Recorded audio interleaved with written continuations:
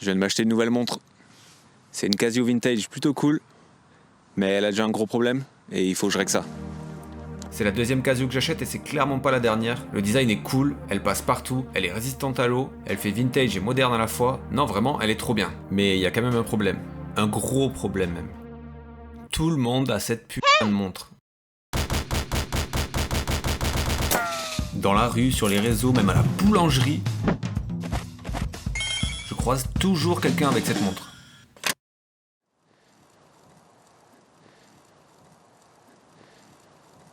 Entre suivre les tendances et être un clone, la limite est souvent très fine. Je vais customiser cette montre pour être sûr d'être le seul être humain sur Terre à l'avoir. J'ai eu un plan pour avoir des peintures gratuites, et il y a un film qui m'a bien inspiré dernièrement. Il y a de ça quelques années, j'ai pu aller voir Blade Runner dans un petit cinéma de Montréal.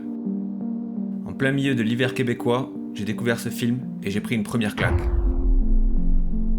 Alors naturellement, je suis allé voir Blade Runner 2049 quand il est sorti, et là j'en ai pris une deuxième. La cinématographie est incroyable, l'univers est ténébreux et chaque plan m'inspire. Mais j'ai choisi un plan en particulier qui pour moi a beaucoup de sens. C'est le moment où K, le personnage interprété par Ryan Gosling, arrive dans le Las Vegas désertique du futur. Après un rapide montage sur Photoshop, j'ai commencé à peindre le cadran. J'ai recréé l'atmosphère du désert irradié avec un grand dégradé sur toute la surface. Et après avoir ajouté quelques détails au premier plan, j'ai peint la silhouette de K.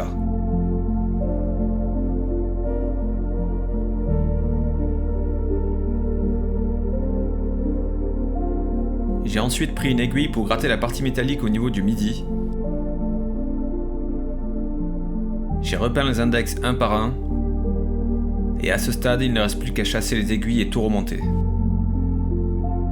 Pour moi, c'est important de s'approprier les objets qui nous entourent. Et en plus de se démarquer de la masse, ça permet de leur donner un sens. Dans cette fameuse scène, K remonte une piste énigmatique et en suivant les indices, il se retrouve dans un endroit hostile et s'aventure dans l'inconnu. Mais c'est grâce à ses choix qu'il trouvera les réponses aux questions qui se posent. De la même façon, je fais partie de ces personnes curieuses qui se posent des centaines de questions tous les jours et dont les réponses sont souvent difficiles à obtenir. Il faut souvent mettre un pied dans l'inconnu pour aller de l'avant, affronter ses démons et faire face à ce qui nous fait peur pour avoir des réponses et trouver un sens à son quotidien. Et dans chaque moment de doute, dans chaque moment où ne pas savoir ce qu'il y a après me fait peur, je sais que j'aurai juste à regarder ma montre pour savoir que je ne suis pas le seul à avancer dans ce brouillard.